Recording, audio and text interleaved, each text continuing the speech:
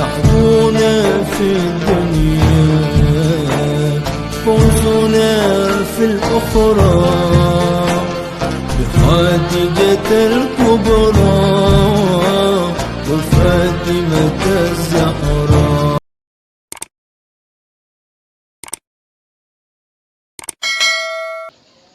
الفاتحة.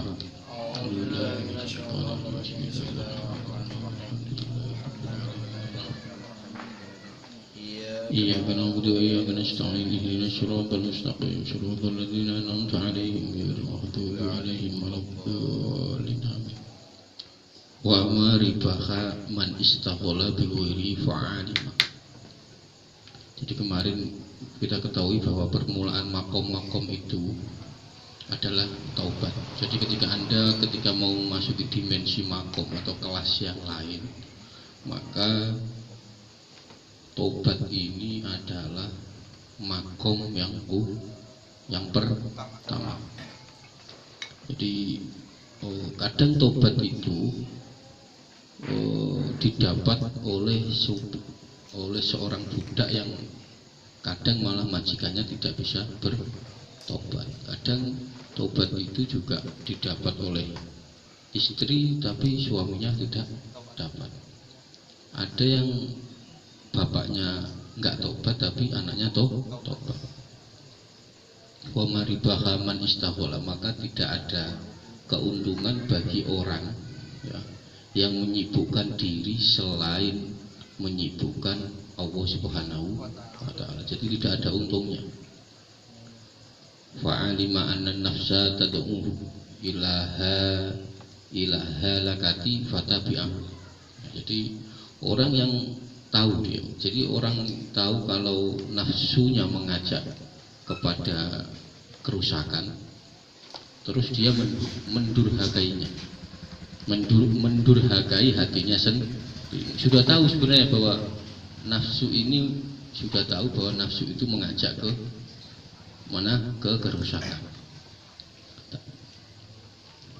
Fatabi'aha nafsu wa alima annal qalba. Tapi dia mengikuti itu. Sudah tahu bahwa nafsunya itu mengajak kerusakan, dia mengikuti. Jadi wa'alima annal qalba yatamuhu ila rusdi. Jadi jelas ya bahwa dan dia kedudukan Allah yang dimaksiati itu sebenarnya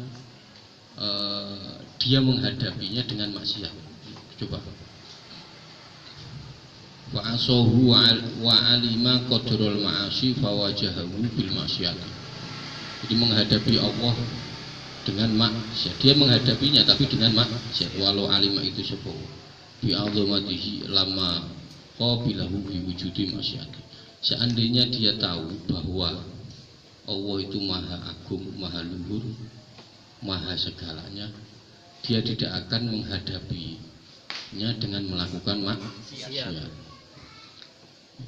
Wa innahu yarahu fasara alama annahu nahahu wa alima asaratan wa ghaiban wa syahadatan fama istahya min rabbi wa lu alima annahu fi qabditihi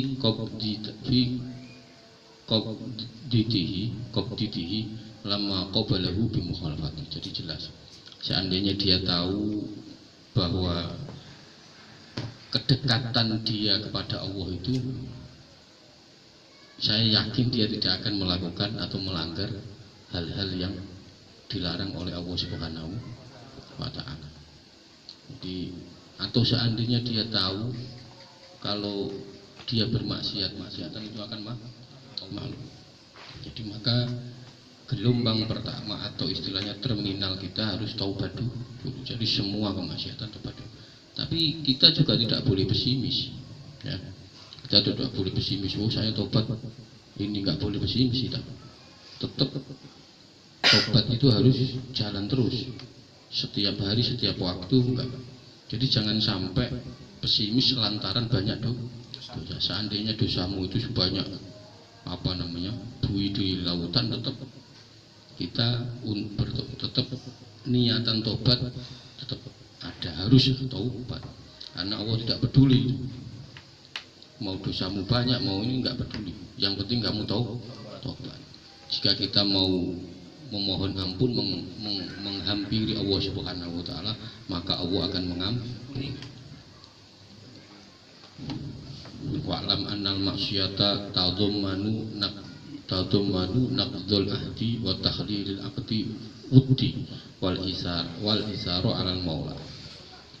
Jadi ini ada lagi kandungan maksiat. Jadi maksiat itu juga punya kandungan yang luar biasa bagi tubuh dan jiwa.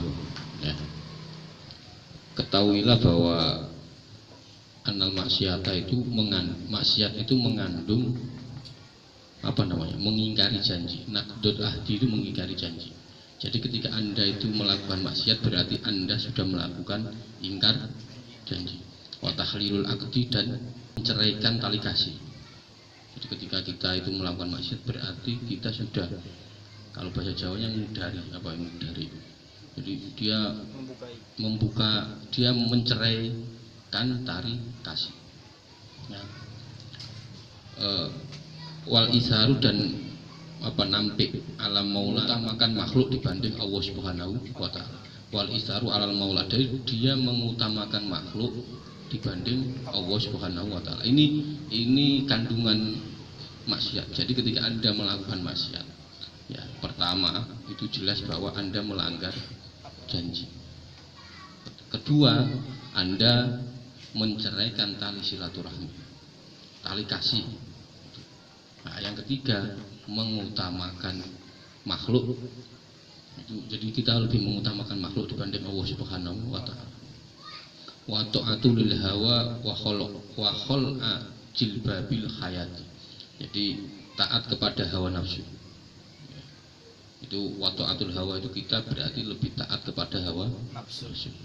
Wa khal'a jilbabi al hayati, dan melepas tutupnya malu. Jadi apa istilahnya? Jadi dia melepas kemaluannya, dilepas ketika orang melakukan maksiat. Karena apa? Kalau seandainya Anda tahu, itu pasti tidak akan melakukan maksiat. Kalau Anda tahu, Anda contohnya begini, Anda ketika melakukan sesuatu yang memalukan, terus teman Anda tahu, itu Anda pasti malu. Apalagi Allah pasti mengetahui. Al-mubadaratu lillahi. Jadi termasuk Anda juga menentang Allah, melakukan hal-hal yang dilarang oleh Allah, malah Anda melakukan bima la yardo ma'a fi dzalika. Ini syarif. Jadi jelas bahwa maksiat itu efeknya begini. Ini baru efek nanti ini terbagi. Efek di fisik, di badan, efek di jiwa, efek martabat, efek sifat, itu nanti macam-macam. Ada kita melakukan ini cuma sekali, tapi efeknya luar biasa. Maka sampai seandainya Anda tahu bahwa maksiat itu begitu dahsyatnya efeknya, Anda tidak akan melakukan itu. Jadi ketahui bahwa dalam maksiat itu sikap mengingkari janji pertama, ya. Kedua, menceraikan tali kasih. Jadi yang awalnya baik-baik dia menceraikan, mengutamakan makhluk dibanding Allah Subhanahu wa taala. Ketaatan pada hawa nafsu, pelepasan rasa malu dan menentang keputusan Allah, menentang kepada Allah Subhanahu wa taala dengan melakukan yang dia benci atau ya dia larang. Ini kandungan maksiat. Maka ketika mau memasuki dimensi makom yang lain, maksiat harus terlewati. Anda harus masuk di makom ini, makom taubat.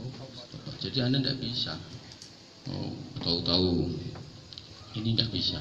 Jadi Anda harus taubat dulu.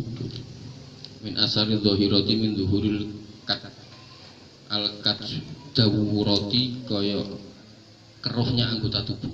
Nah, ini salah satu efek maksiat.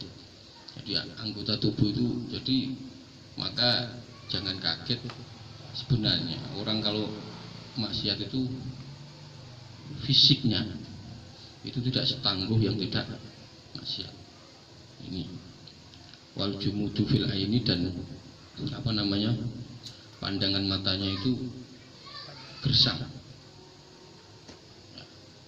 Jadi yang bisa melihat ini ya hanya orang-orang kasaf, ya orang-orang wali. Kalau kita nggak tahu. Jadi wal kasri fil khidmati, dan dia malas beribadah. Jadi ketika kita maksiat itu tambah lama tambah itu malah malas beribadahnya itu ada muncul nanti. Watarkil khifdilil hormati, dan meninggalkan atau enggan menjaga kehormatan. Orang kalau sudah melakukan maksiat itu dia nggak peduli. Contoh dia melakukan apa di tengah jalan atau apalah macam-macam, itu dia udah nggak lihat kehormatan.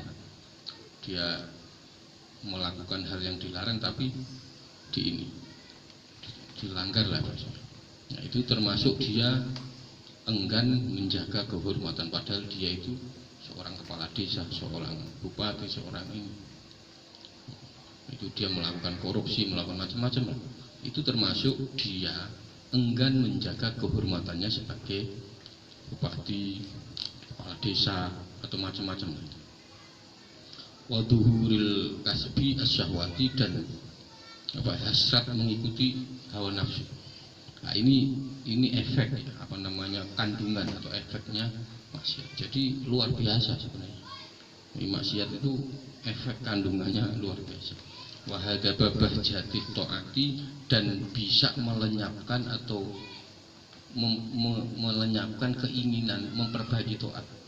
Jadi seumpama kita pengen to'at, gara-gara maksiat itu hilang keinginan kita. Keinginan memperbaiki tadi hilang.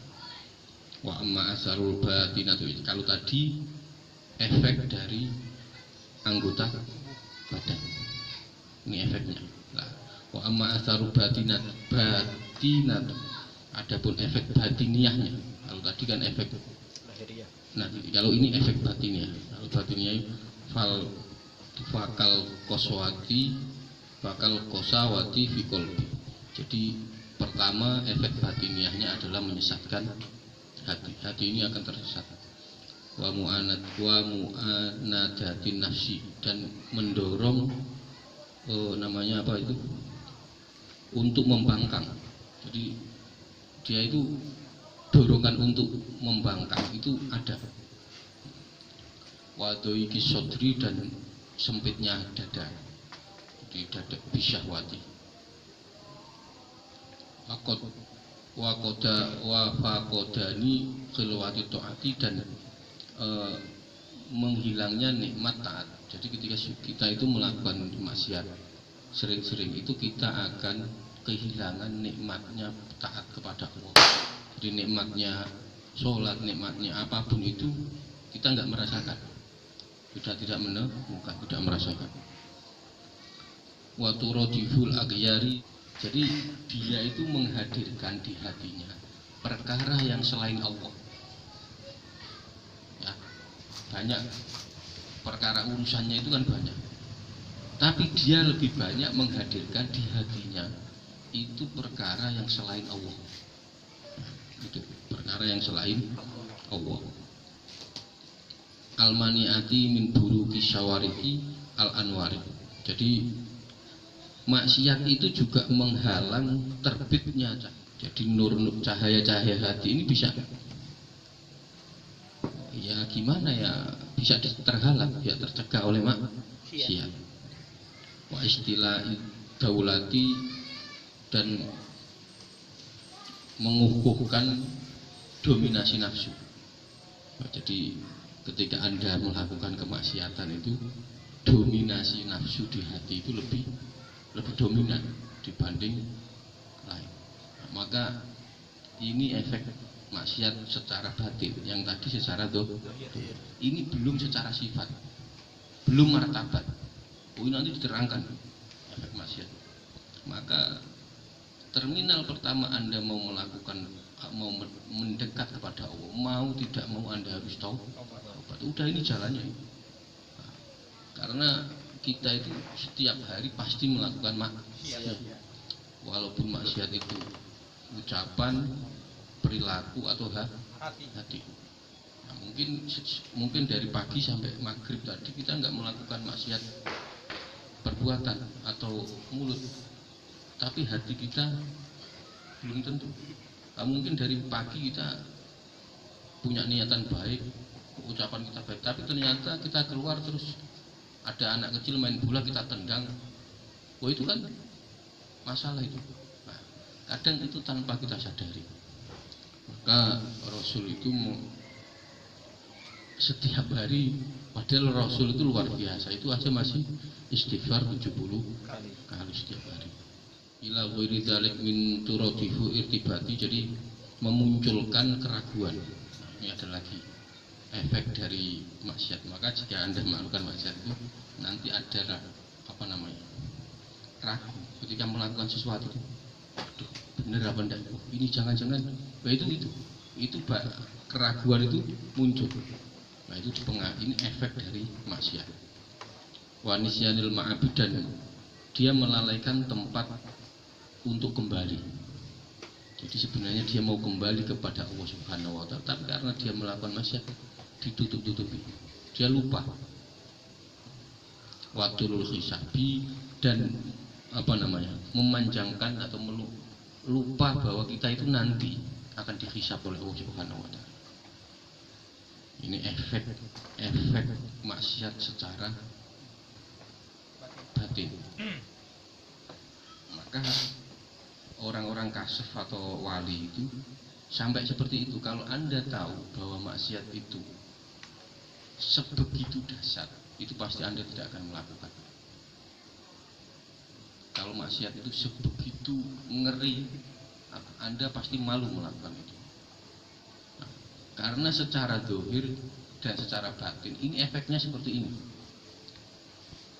Keraguan muncul, lupa. Kadang lupa. Ini anaknya, ini istrinya, ini macam-macam, itu lupa. Kalau orang sudah hobinya maksiat, lupa. Ya lupa. Maka tapi Allah ini maksudnya terus Allah tetap ngasih solusi untuk walaupun Anda sudah melakukan maksiat selama bertahun-tahun atau berpuluh-puluh tahun, tapi jangan pesimis, tetap optimis bahwa Allah tetap membuka pintu taubat. Maka jalannya mau tidak mau harus taubat. Terminal pertama. Jadi ketika Anda mau kemana saja, mau ke Jakarta, mau ke Surabaya, lebih cepat kita masuk terminal. Karena di terminal itu banyak pilihan nanti. Oh, ini Jakarta, ini Surabaya, ini. Jadi terminal itunya tobat. Ketika Anda sudah tobat, Anda tinggal milih jalur yang mana. Saya mau ke surga lewat Pahala Kencana, saya mau ke surga mau lewat Damri, saya mau ke surga lewat apa saja. Tapi karena Anda sudah di terminal. Ya. Oh, saya mau travel. Atau enggak, ketika Anda sudah di terminal pulang. Sekarang sudah banyak main handphone, sudah dijemput di rumah. Itu tergantung makam kelas kita tobatnya. Nah, mungkin kalau untuk awal-awal kita perlu datang ke terminal, perlu beli sendiri tiketnya. Tapi kalau Anda punya HP sudah nggak perlu. Tapi setidaknya Anda sudah di terminal tobat. Anda mau milih ke surga, mau naik apa terserah. Nah, yang penting Anda posisinya sudah di dalam terminal. Itu catatannya itu. Maka tobat ini mau tidak mau, siapapun itu pasti tobat. Ada cerita, oh saya punya guru ini top ini, tapi dia tidak melewati makam tobat, tidak percaya saya. Maka Ibnu Athaillah itu membuat dalam kitab ini makomnya tobat dulu. Jadi ketika kita sudah bertobat baru kita menjalankan yang lain. Walau lam yakun fil maksiati illa tubdalu al-ismu lakana dzalika kafiyan fa innaka idza kunta ta'ian tusamma bil muhsin. Kadang maksiat itu namanya itu sudah diganti. Jadi contoh, ketika Anda maksiat terus Anda berbuat baik, Anda akan diganti muhsin, orang yang baik, ya. Wa idza kunta asyan intaqala ismuka, ketika Anda melakukan maksiat maka nama Anda akan diganti. yang awalnya Anda muhsin, orang yang baik, orang yang melakukan sesuatu hal yang baik, Anda diganti ila musi'i au al mu'ridi. Anda di stempelnya itu langsung Anda perusak. Padahal awalnya Anda muhsin. Ini baru nama ya, baru nama. Ini baru nama. Jadi ketika Anda melakukan apa namanya, Anda taat kepada Allah terus Anda maksiat, itu status nama itu diganti. Ini baru nama, baru nama ini. Hadza fi intiqalil ismi. Ini baru dari sisi perubahan nama. Yang awalnya Anda dipanggil muhsin, terus Anda dipanggil musi'i. Nah, muhsin itu orang yang berbuat baik, kalau musi'i itu berbuat keonaran atau kerusakan. Wa kaifa bi intiqalil asar min tuduli. Terus bekasnya apa? Itu baru perubahan nama. Terus kalau perubahan bekas apa? Anda kan sudah muhsin tadi. Karena Anda melakukan konsep, otomatis nama Anda berganti, sifat apa bekas-bekas itu juga berganti. Yang awalnya mungkin bekasnya wajahnya apa namanya berseri-seri, ya karena Anda melakukan maksiat otomatis berganti. Ini yang kedua, soal asar atau bekasnya. Minta badulul khalwati ta'ati. Jadi mengganti bekasnya taat, apa manisnya taat itu diganti bi khalwatil maksiat, dengan manisnya maksiat. Ini ketika Anda bermaksiat, berarti taat diganti dengan nikmatnya maksiat. Waladatil khidmati, dan nikmatnya ibadah diganti bila dati syahwati, dengan nikmatnya syahwat. Maka saya kemarin bilang bahwa orang yang melakukan maksiat, minum ini happy apa enggak? Happy. Nah kita ini di sini ngaji kok enggak happy, itu masalah. Masalah. Di luar itu orang mabuk, ketawa-ketawa, happy dia. Nah di sini kita ngaji kok malah bingung, malah ini masalah. Jadi jangan coba yang gitar-gitaran di jalan itu kan happy, itu ketawa-ketawa. Ya kita ini ngaji, kita ini melakukan itu enggak happy, itu masalah berarti. Nah, maka kita itu mau tidak mau harus happy. Oh, dosa saya banyak, udah nggak usah peduli. Allah itu sudah jelas. Mau dosa kamu banyak, nggak peduli saya. Yang penting kamu datang ke saya, berdoa minta apa, saya kasih. Ini istajib lakum, jelas. Anda minta kepada saya tak kasih pasti. Itu janji Allah, bukan saya yang ngomong. Yang ngomong Allah. Anda minta apapun pasti dikasih. Jadi mengganti nikmat apa namanya, nikmat taat menjadi nikmat maksiat, menjadi nikmatnya ibadah menjadi nikmat syahwat.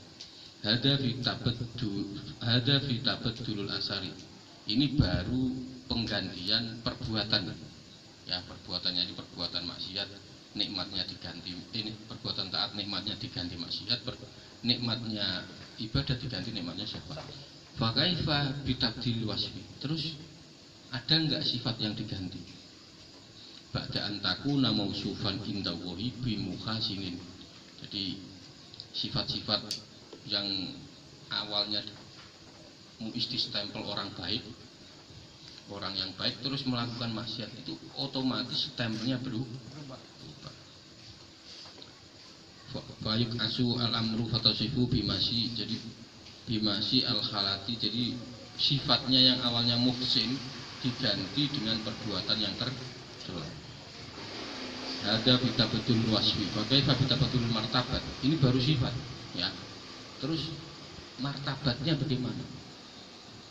Jadi Anda awalnya distempel oleh Allah Subhanahu wa taala, muis, orang yang muhsin, yang pelaku kebaikan. Terus Anda melakukan kejelekan, melakukan maksiat, itu stempel Allah itu sudah diganti. Anda sebagai perusak. Terus martabatnya gimana? Babadaan kunta indallahi minas sholihin sorok indallahi minal musyrikin.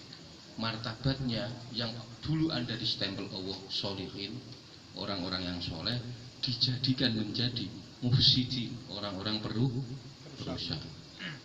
Ini maka sebenarnya kalau kita angen-angen bener ya, itu sebenarnya kan orang ini jarang ngaji. Ini detail ya soal maksiat.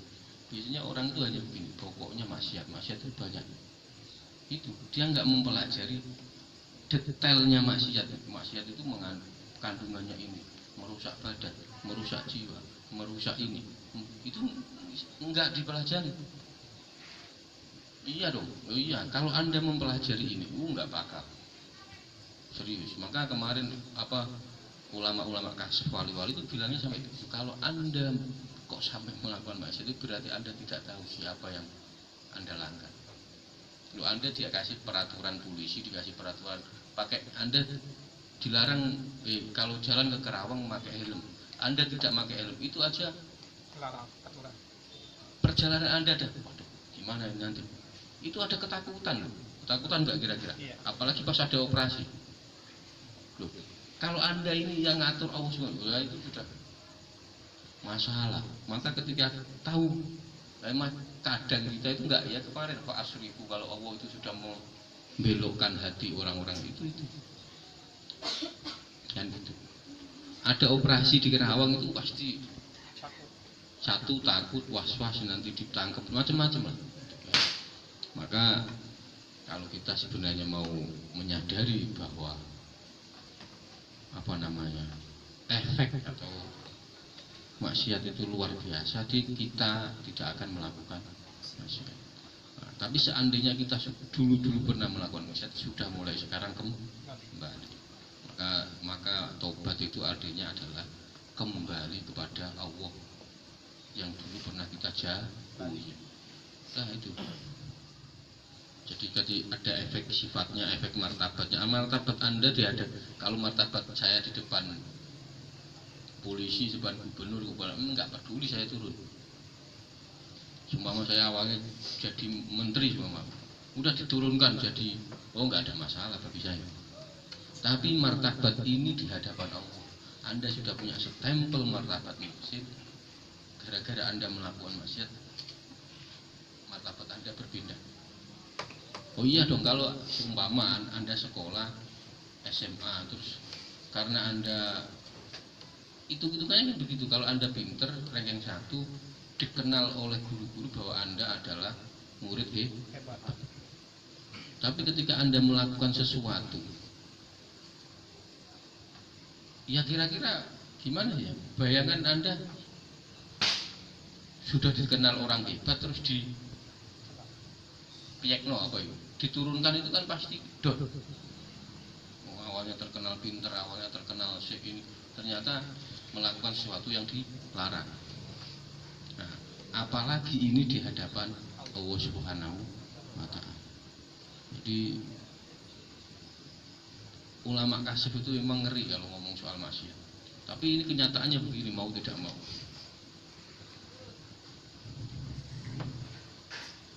Jadi derajatnya itu juga diganti. Ya contoh kayak begini, kayak ketua DPR dulu. Nah, dia awalnya prestasi, terkenal dia, dapat ini ketua DPR. Tahu-tahu dia korupsi. Itu statement masa justifikasi atau berubah semua? Iya dong, pasti. Ya, itu kira-kira ngaruh nggak di psikologi dan di badan? Ngaruh pasti. Apalagi ini Allah Subhanahu wa Ta'ala, Anda sudah distempel muhsin, pelaku kebaikan, terus melakukan itu diganti stempel perusak. Itu pasti mempengaruhi. Enggak hanya Anda yang pengaruh, semuanya keluarga Anda itu pengaruh. Maka contohnya banyak yang kayak begini, tapi cuma enggak, takut saya keceplosan nama itu aja. Jadi itulah intinya, itu banyak yang kita awalnya dipuji orang karena kita melakukan sesuatu yang tercela, terus kita di justice menjadi ini. Itu baru manusia, belum di hadapan Allah Subhanahu wa Ta'ala.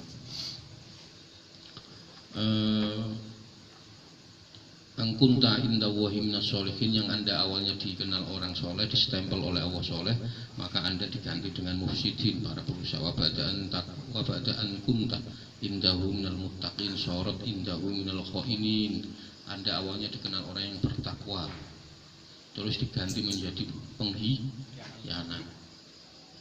Nah, takwa itu adalah apa? Takwa itu yang ini yang harus ini ya. Takwa itu bukan kok terus sholatnya ini, puasanya ini, bukan.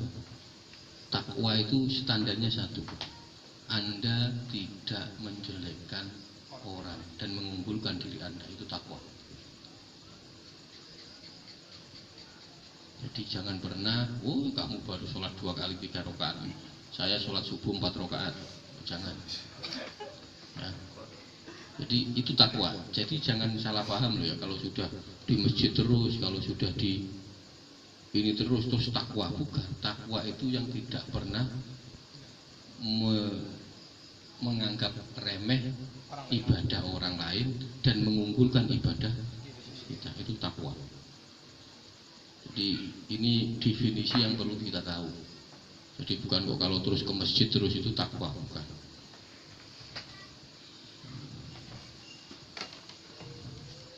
Wa in kana dunuba muftatahatun ala buwaba fi wajhika fastaghisu billahi.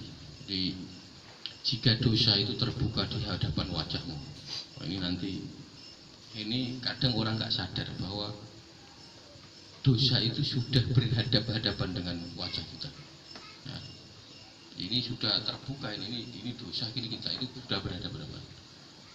Abu abi fi wajhika fastaghisu billahi, maka larilah Anda dan mendekatlah kepada Allah Subhanahu wa taala, meminta tolong, meminta ini kuncinya cuman. Jadi sudah walja'a ilaihi, dan datang kepadamu, wa akhassu turabi ala ra'sika. Jadi ketika Anda sudah, ini mungkin sebagian bisa dipakai dipakai di kalangan orang-orang kuno ya.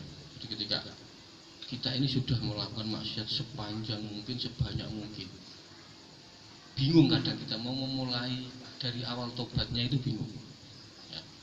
Dari mana saya memulai tobat, dari mana saya memulai itu bingung.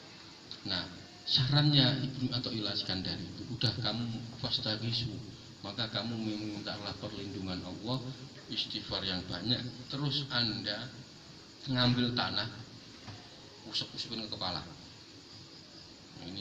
Ini yang biasa dilakukan wanita-wanita atau orang-orang zaman jahiliyah ketika penyesalan. Ini mungkin di Indonesia banyak yang melakukan ini. Ya. Jadi wa akhassu aturab ala ra'sika, dan taburlah tanah di kepalamu. Ini saya kasih tahu. Anda tapi dengan menyesali loh, bukan hanya begini doang ya. Dengan menyesali apa yang pernah Anda berbuat, ini tradisi.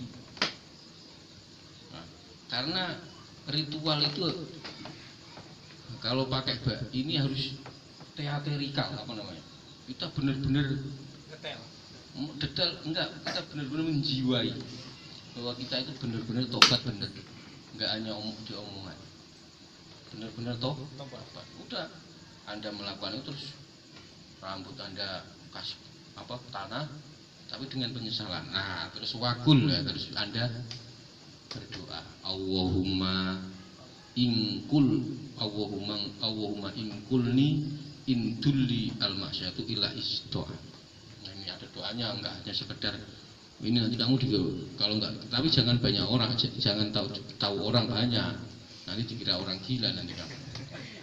Nah, berdoanya begitu. Ya Allah, pindahkanlah dariku kehinaan maksiat dan menuju kemuliaan taat. Ini doanya. Anda bisa praktekkan ini, tapi serius ya. Ini praktek. Ini bukan hanya, jadi benar-benar sama Syekh Ibnu Athaillah itu dikasih solusi caranya. Nah, kalau ini orang nggak tahu kan, oh itu ngapain itu musyrik, nanti begitu. Ini cara, karena apa? Ini penyesalan. Tapi benar-benar yang paling intinya adalah hati kita benar-benar dan berjanji bertekad tidak mengulangi. Anda ambil tanah, usapkan ke kepala Anda sambil berdoa, Allahumma ingkulni min dulil maksiati ila izzit ta'ati. Ya Allah, pindahkanlah dariku kehinaan maksiat dan menuju kemuliaan taat. Ini praktek. Sampai kalau mau praktek, tapi yang enggak hanya sekedar ini, bener ya. Jangan tahu banyak orang, nanti dikira masalah nanti. Tanah apa aja, makanya jangan sekali nanya tanah apa, udah lakukan aja. Nanti tak suruh nyari tanah padang pasir di Arab, nggak bisa kan? Nah, kan gitu. Udah tanah apa aja. Itu Anda lakukan secara serius. Ya. Terus setelah itu apa? Wazur doro ikha al auliyai wasolihin wakul. Dan setelah Anda melakukan itu, mandi taubat, terus Anda berziarah ke makam aulia atau makam orang-orang soleh. Sudah melakukan itu, terus Anda ziarah, ya berdoa minta kepada Allah, tujuannya minta atas wasilah atau atas ini orang-orang soleh dan para wali. Dan banyak-banyaklah mengucap ya arhamar rahimin, ya arhamar rahimin, ya arhamar rahimin, wahai zat yang maha pengasih. Itu artinya ini jadi kebanyakan orang itu begini, Anda tobat ya tobat, tapi nggak dikasih tahu metodenya atau apanya, itu nggak dikasih tahu. Udah tobatnya gimana? Wis pokoknya kamu sholat. Ini coba praktekkan, tapi benar ya, nggak hanya main-main. Kalau Anda main-main berarti ya, makanya kemarin kan saya ngomong, kalau Anda bertobat benar, membaca istighfar yang benar, itu wajah Anda bukan kok terus sambil ketawa. Hati Anda menangis, wajah Anda benar-benar bersengut atau benar-benar susah. Nah, itu tobat yang benar. Aturidu antujahidu nafsaka wa anta taqwi bisyahwati hatta tablugh. Nah, ini wallahu a'lam. Kita lanjut besok.